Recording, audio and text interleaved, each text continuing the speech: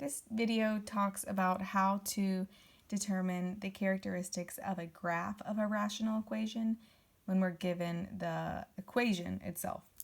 So first, let's talk about horizontal asymptotes.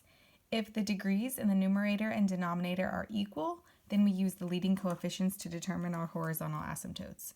So in this example, the degree, or the biggest exponent, is 3 on top, and the degree, or the biggest exponent, is 3 in the bottom. So we use our leading coefficients here to determine where our horizontal asymptote is. 4 over 2 equals 2, so the horizontal asymptote is at y equals 2. If the degree is higher in the numerator than in the denominator, your horizontal asymptote is automatically 0. So in this example, the degree is 3 on top and 4 on bottom. It doesn't matter if that was a 4, 5, 6, 7, a million. It doesn't matter how much bigger it is, it's just the denominator is bigger. So automatically my horizontal asymptote is 0, y equals 0. And if the degree is higher in the numerator, then there's no horizontal asymptote. So once again, it doesn't matter how much bigger the numerator degree is, it's just the fact that it's bigger, so there's no horizontal asymptote. Most of your examples on homework are going to be these two types of problems. All right, so to determine vertical asymptotes, holes, and x-intercepts, you have to factor the equation. You can't just look at the standard form. You have to factor both the top and the bottom, the numerator and the denominator. And anything that cancels out creates a hole. So in this example here, x minus 1 cancels on top and bottom. So there's a hole at x equals 1. Anything that's left in the denominator is a vertical asymptote. So vertical asymptote would be at x equals 3. And anything left in the numerator would be an x-intercept. So I have an x-intercept at x equals negative 1/2. And I also have an x-intercept at x equals negative 3. So let's put all of that together. I am going to give you the standard form for an equation, or for a rational function. And then you have to determine the horizontal asymptote, vertical asymptote, x-intercept, and holes. I have 3 examples. So let's start with the horizontal asymptote. So we look at our degrees here. They are equal, which means we need to compare the leading coefficient. There's not a number here, which is implied to be a 1. Same thing here. There's not a number there, so it's implied to be 1. So my horizontal asymptote is y equals 1 over 1, or y equals 1. To determine the vertical asymptote, x-intercept, and holes, we have to factor all of this. To factor the top, there's no number in front of my x squared, so I just think to myself, what 2 numbers multiply to negative 2 and add to positive 1? So that'd be a positive 2 and a negative 1.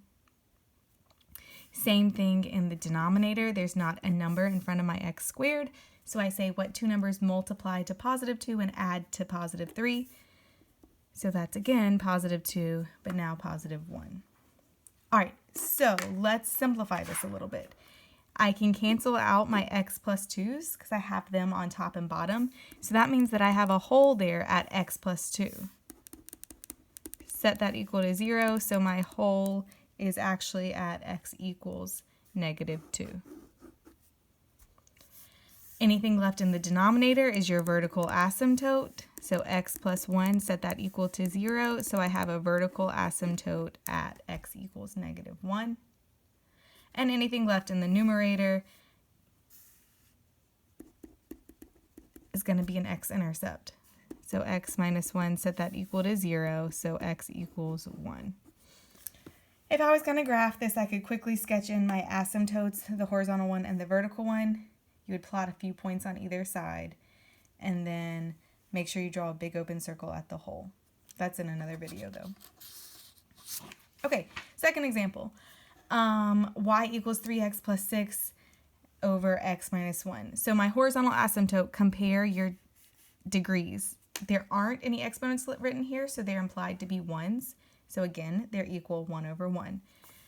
There's not a number, a coefficient with this bottom x, so it's implied to be 1. So my horizontal asymptote, again, write it as y equals. I'll compare these two coefficients. 3 over 1 is 3. Y equals 3. In order for me to come up with my vertical asymptotes, x-intercepts, and wholes, I have to factor this. So on top, I could pull out a 3, and I'd be left with an x plus 2. On bottom, there's nothing that comes out, so leave it as an x minus 1. In this case, there aren't anything. Well, first, let's say if I wanted to cancel anything, it may help you to put parentheses around the denominator, and you'd have to, and around this 3 that I pulled out, and you'd have to cancel a whole entire set of parentheses. This one's kind of obvious to see that nothing's going to cancel here. So for wholes, I don't have any. Nothing cancels. Anything left in the denominator is a vertical asymptote, so x minus 1 equals 0 means there's a vertical asymptote at x equals 1, and anything left in the numerator is an x-intercept. So x plus 2 equals 0 means I have an x-intercept at negative 2.